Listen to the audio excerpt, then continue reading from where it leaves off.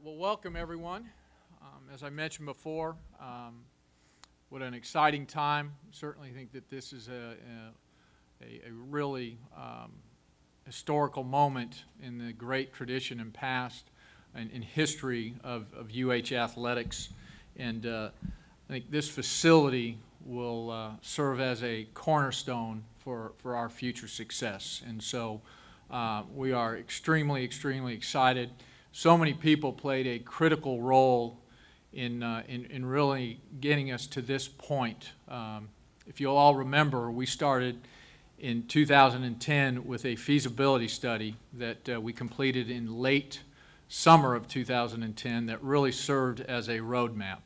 And our vision then was to build a brand new stadium, and because of a lot of hard work by some great staff members, certainly by our chancellor, because you cannot build a stadium, a $105 million project on a campus without great support from your chancellor, from your president. And we've had a lot of people come together in order to make this happen. Before I move forward, I do just briefly want to just make the statement and let the people know of Newtown, Connecticut, that there are certainly people in the city of Houston, people at the University of Houston, all our faculty, staff, coaches, student athletes, fans, all of us. They're in our thoughts and prayers, and our hearts go out to them and to their families. And so I certainly want to mention that. I'd like to introduce some folks that, again, we talked about, played a really important role in this project and will continue to play a vital role as we move forward. At the table with me is Greg Garlick from the DLR group, and I know Greg would like to at least recognize one or two individuals that are here representing the DLR group. Thanks, Mac. Yeah, we have lots of great team members in our firm working on this great project, but two of my partners are here today, Don Barnum and Alan Schmidt, playing very important roles on this project. Okay. Sitting next to Greg is Larry Speck with PSP. Larry? Yeah, we've been working our tail off too on this and really enjoying it, having a great time. Two of my colleagues are here, Rob Owens and David Quinneman. And then Dwayne Duffy with Manhattan. Thank you, Mac. Of course, my number one guy on the ground here is Matt Dauphin. He's hiding over there on the right-hand side. So thank you, Matt, for coming. Again, you know, you win with people. We talk about that in terms of our athletics program, that certainly you have to have a vision, you have to have a plan to execute that vision, and then you've got to hold people accountable in order to do that. And but you have to have the right people in place in order to execute. And I've been fortunate enough to be in this business long enough to be involved in some major projects on various campuses. But I have never worked with a better team than the team that has been assembled. The gentleman here to my left and some of those that they certainly mentioned. It has been a terrific team. I certainly hope that we're still talking to one another by the time the project ends, but it has been great. And it really started, you know, Larry's energy and passion when they first presented and wanted to be the design team for this project. We wanted a team that really was passionate about this project, that was really going to take it on as one of their own, and both PSP and the DLR group have done that. And then certainly we wanted somebody that had great experience in constructing athletic facilities. And there's information there on all three of the firms, and you can see what just the type of projects that Manhattan has completed as well. So other folks that I'd like to introduce just briefly, Gage Raba is here with us, who's our student board of regent. Where's Gage? Gage, thank you for being here. Coach Levine is here with us, as well as many other coaches. There's nobody in this room that wants this stadium built quicker than Coach Levine, except for maybe myself. But I know that he's excited and the staff is excited. I don't know if we have any Student Government Association members here with us. If we do, I'd like them to stand up. But they've been critical. People are aware of the student referendum that allowed us to complete this project, and they played a vital role in that referendum. And then 3 people representing facility planning and construction who we have probably just absolutely worn out. But they have been great to work with. They like to stand in the background, but we're going to ask them to stand up because it has been a joy and a pleasure to work with all 3. So I'm going to ask Jonathan Thurston, who's the Executive Director of Facility Planning and Construction, Fred Maddox, and Anna Weissman to please stand up and be recognized. So give them a round of applause.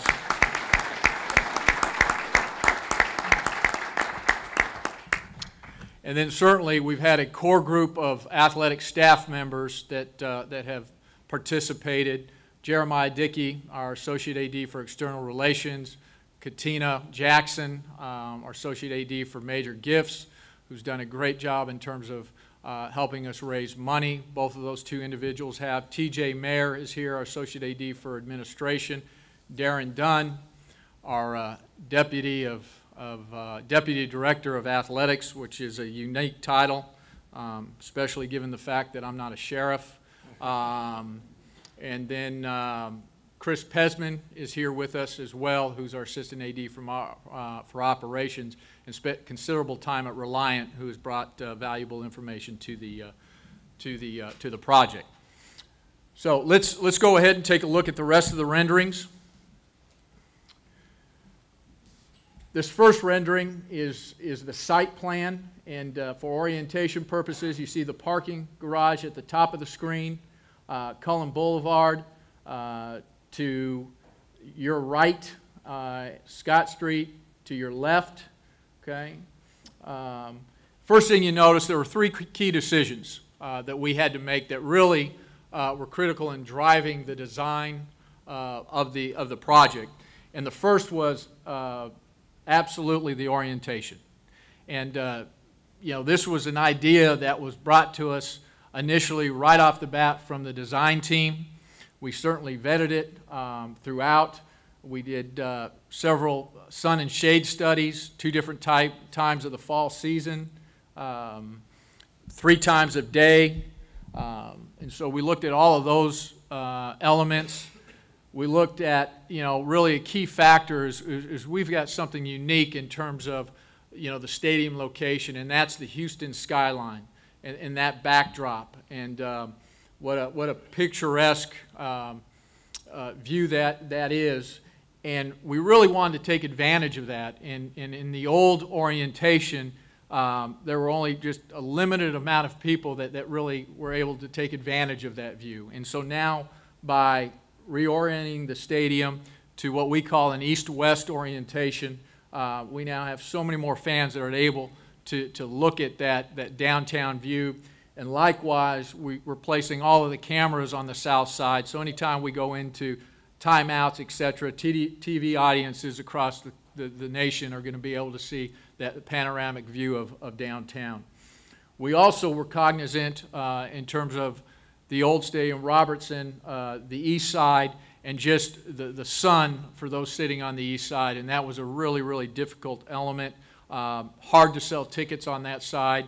And now certainly the north side there, the sideline that goes parallel with the parking garage will have some sun, but certainly not the intensity. And then you also have the adjacency for those sitting on that stadium with the parking garage, which I believe has around 2,300 parking spaces. I think it's 2,268, something of that. So, and then finally, you'll notice the building that is, again, on your right, the end, which would be the east end of that stadium. That is our Burt F. Winston Performance and Band Center, and will serve as a great academic space and we wanted that academic space to be adjacent to the academic corridor of the campus. Next rendering. Again, an overview. Parking garage there to your right. We believe that entrance right there in front of the parking garage will be the entrance where most of our fans will enter through. We call that the northeast entrance. Okay, you see the band building, the Burt F. Winston Band and Performance Center there on the end. We had a donor that generously donated money to develop a Legends Plaza, and we will do that in that entry area there. And by the way, we have one of those legends with us today, and that's Coach Yeoman sitting there in the background. Coach, thank you for being here. So,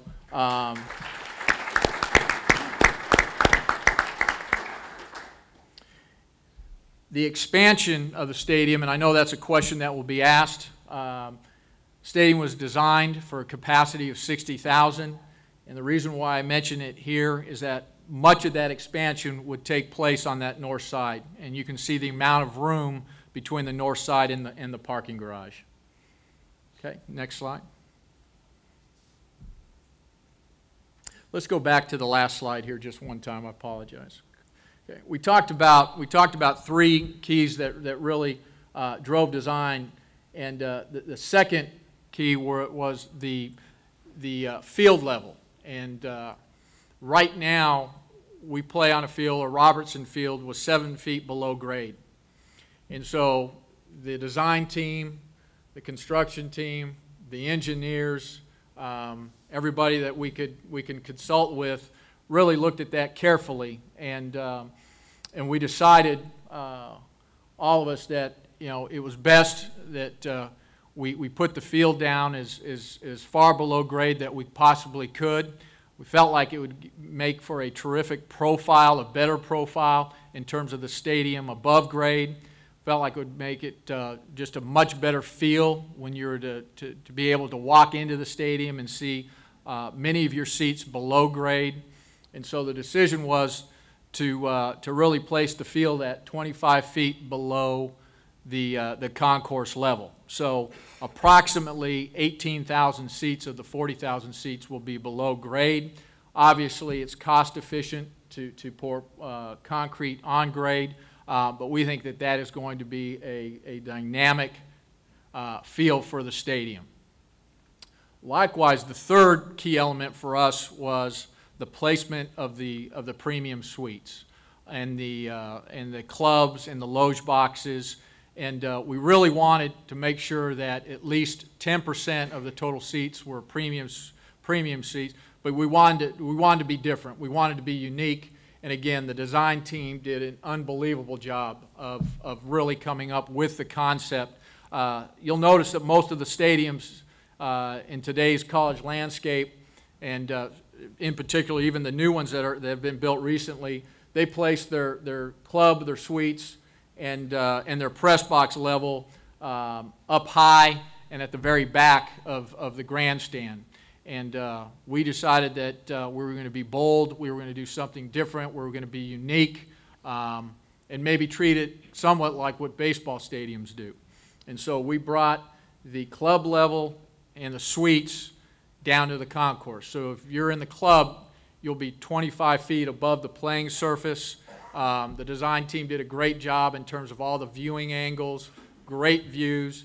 If you're in the suite, you'll be 35 feet above the playing surface. And then the third level will be that press box level that we can convert into suites very, very easily. So that was the third driver. And the reason why I wanted to come back to this rendering, it's hard to see, but you see them there on that south side in that space where you see that gray space between the lower bowl and the upper bowl, and that's where those three levels are. Okay, next slide. Again, this is a view from Cullen, looking into the stadium. Again, gives you the magnitude of the Burt F. Winston Band of Performance. The building is about 39,000 square feet.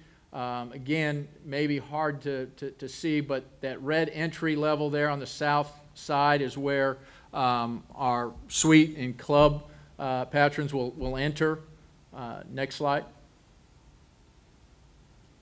Again, that is the northeast corner. The red there on your left represents the ticket office, and so we'll move all of our ticket office operations over that area. And again, great adjacency with the buildings in the parking structure, in the parking garage. And so we think that's going to become a really exciting gathering area for our students and for our fans. This is a view of the concourse. Again, as we were in the design process in trying to really deliver the best fan experience, we talked a lot about the concourse and the view to the playing field.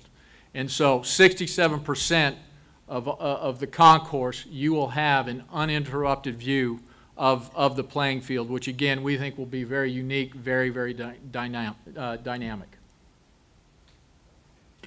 That gives you an idea in terms of the lower bowl. And again, the great job that the design team did in terms of framing the downtown skyline.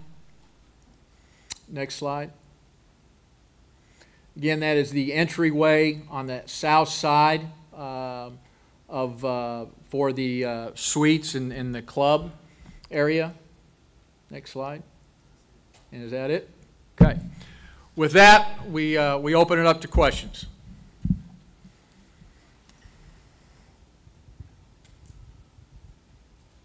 No palm tree questions. Huh? Okay. Palm trees we are still completing the landscape design, and so what I would tell our fans is we're not there yet. Mac, as you unveil these renderings, can you just talk about moving one step closer, and also you look down the street at what's going on with Roberts, and just bringing you this much closer to getting this thing rolling? Yeah, again, I mentioned it is an absolute exciting time. It's the beginning of what we call building our infrastructure, and the football stadium, signifies that beginning. And then, certainly we need to now think about, Hofheinz and some of our other facilities. But, this begins that ball rolling and really provides us with the necessary facility to compete at a very, very high level. Will this venue be available for other events like international soccer matches and stuff like that? That is a great question. One of the decisions we had to make was the type of surface that we'll install, and we have decided to install a synthetic surface, mainly because of the multiple use that this stadium will be utilized. Yes, we'll want to lease it out for special events. We have a band building that's located there on the east end, and our band, just so everybody understands, and I know that you do, plays such a critical role in terms of our football program. David Burtman and his team, they do a great job. They've been great partners, and now the band can walk right on out of their building, down onto the field, and practice there as well. The other thing that we've talked about is we want high school football teams, Houston high school football teams to play in this stadium. We want to bring, great young people onto this campus because of just all the great things that are happening here with the Chancellor's direction. The fact that we've achieved Tier 1 status, when people come to this campus, they fall in love with it because of everything that's happening. So if this stadium can help do that, then I think it's certainly a win-win for everybody.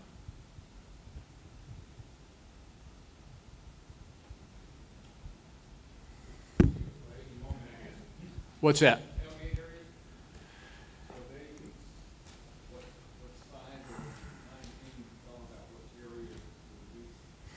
we've had some initial discussions in terms of, if you're asking about pavilions specifically, obviously the current pavilions will be removed, and we have at least tentatively looked at what would be the southwest area of the stadium. The design team is working on a concept for the pavilions, and then also a cost for the pavilions. You know, the Houston Football Stadium website has a lot of questions and answers, and one of them revolves around the pavilions. And for clarity, the cost of the pavilions are not within the football stadium budget, so we will have to work with one-on-one with anybody that wants a pavilion. Yes, sir. Mac, where are you on? Can you update us just a little bit more on naming rights and where you're at on that? Are you focusing on one particular group, or is there multiple people that you're talking to on that front? We are, to answer the first question, we are not focused on one particular group. We're certainly getting out proposals to as many people as we can, and so we're in conversation with several. I will tell you that a naming rights deal usually takes somewhere between 12 to 18 months. Our development team on campus is working extremely hard. We certainly think that we'll have a naming rights deal. Stadium doesn't open up for another 21 months. And just in my experience, once people begin to see that we've started construction and the stadium is a reality, then people become a lot more interested in the project. And so we certainly think that will be the case for this stadium. And along the lines of just like advertising stuff, some people wondered the view that that space that you've allotted for the view, will that remain in terms of there will be no obstructions or anything in terms of possible placement of advertising, and where you do put them around the stadium, will it be kind of a selective, in terms of keeping maybe the allure of the stadium and the look? We want to, and maybe the best way I can describe it is make sure that the stadium looks as clean as possible. And so we certainly do not intend to do anything in terms of that open area to provide any obstruction to the view. We will work with our marketing rights holder, IMG. Pat Strecko's in the room. They do a great job in terms of how we place advertising throughout the stadium. Has a decision been made in terms of where the team will play next year? The decision has not been made, and again, publicly, I think we've mentioned that we're talking to several people, but primarily the great people at Reliant, and we expect to have a decision by late January. So we're just, we're looking at details, and certainly one of the difficulties, one of the challenges is just trying to coordinate schedules. And an NFL schedule doesn't come out until, I think, the first week of April, while the college football schedule comes out the first, Big East will probably release their schedule the first week of February. So trying to coordinate that is takes some time. Could you play in more than one place, or would you like to keep it in one place? I would say at this point in time, we're probably open to that. We haven't certainly been definitive and said we're only going to play at one place. Looking for the future, how big do you think this is when you talk about bringing Olympics here? What steps does Houston take to the stadium and maybe making that happen one day? In terms of specifically in terms of the Olympics, or in terms of just again, I think when you're talking about the fourth largest city in the United States and just the international flavor of this city, I think already people from around the world want to come to this great city, and I certainly think that the addition of this stadium helps. Because, you know, I think this stadium fits a great niche. It's 40,000 seats. It's not 77 or 78,000. And so there's a lot of people that will certainly, you know, look at the size of the stadium, and it's going to fit, and it will certainly fit their needs.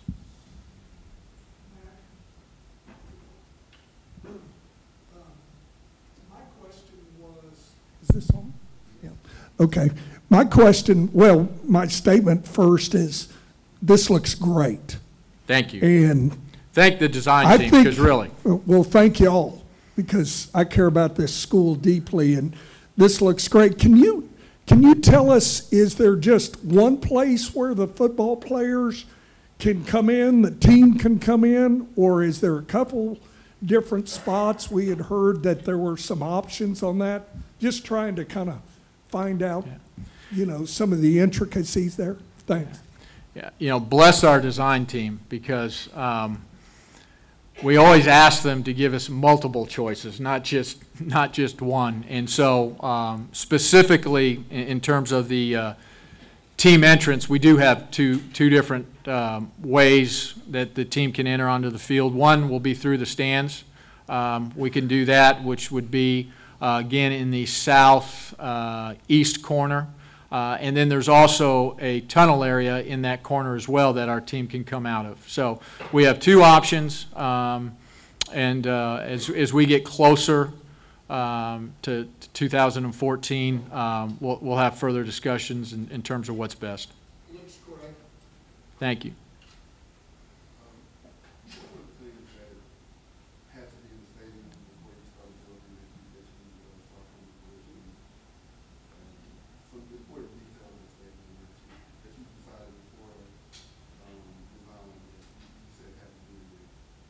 Well, other than a field and lights, you know, I think, you know, certainly you think about fan amenities, and we want our fans to come to this stadium because, you know, they love the Cougars, and they want to see a great football game, a great football program, but we want to make sure that they enjoy their time as well.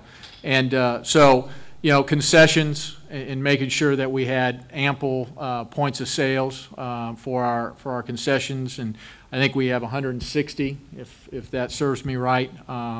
Plus, we also will have some portable concessions in there. Obviously, plenty of restrooms.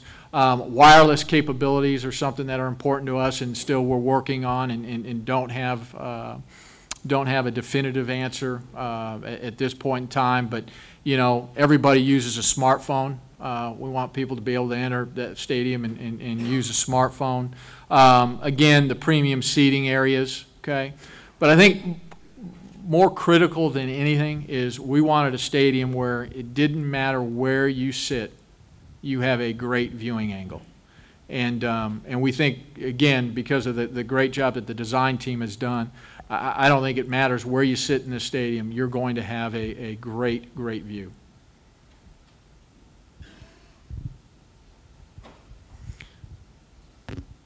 For members of the design team, just curious, working with the University of Houston and then gathering their ideas, was there anything that struck you in terms of maybe their vision and what you incorporated to maybe make this stadium different from some of your other projects, or maybe that will eventually give it its mark? I'll take that one first. You know, one thing that from the very beginning, Mac, his team were really clear. We want something spectacular. We don't want just a generic business as usual stadium. We want something that's going to be a real signature stadium. And we want it to fit on the campus, and we want it to be very much a part of the University of Houston campus. But we also want it to be a part of this dynamic, you know, progressive city. And so we want something that's going to, you know, not just look to the past, but look to the future too, something that's rooted in the campus and feels really good and really comfortable there, but also talks about a future of this university. And they're really interested in making this something that speaks to the ambitions and the future of University of Houston. And that was a pleasure to deal with. And I will tell you, their ambition here and their sense of a positive, amazing future for the football program, for athletics, for the university, it's been really inspiring to work with. to add to that, I think we were challenged to come up with as many great experiences for fans so that it didn't just cater to this type of fan or that type of fan, but anybody could come and have a great time. And so I know we spent a lot of time just throwing ideas up on the wall, and some of them stuck. A lot of them stuck, some of them didn't, but that was one of our challenges. And that's a lot of fun as designers, is we get to just brainstorm and come up with these great ideas. And so we hope that everybody's excited as we are about some of those opportunities. And then I think the second thing is that it's always a little bit challenging when you're designing a 60,000 seat stadium, but you want that 40,000 seat stadium to look like the finished product. And that is a challenge, but I think we've managed to pull that off. And so, again, I think we're really excited by the results, and we hope everybody else is as well. Matt, do you have a timeline of what you would look at if you do choose to expand in terms of, I mean, will it be a couple years down the road, or do you have kind of set an idea, or do you want to wait and see how, the first year goes? Well, we'd like to get Hoffines done before we start on that. But again, it's going to be market driven, and we're hoping that we need to expand sooner rather than later. And so again, we've got great aspirations for this program and the next 5 years, and this stadium is certainly a cornerstone to that vision.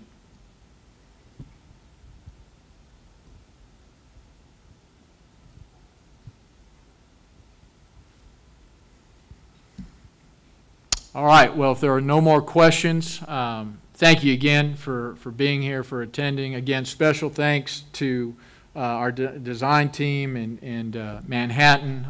Again, I'll reiterate, we couldn't be working with a better group of people. It's been really a pleasure up to this point in time, and we wish each and every one of you and your family and friends a wonderful holiday season. Thank you again.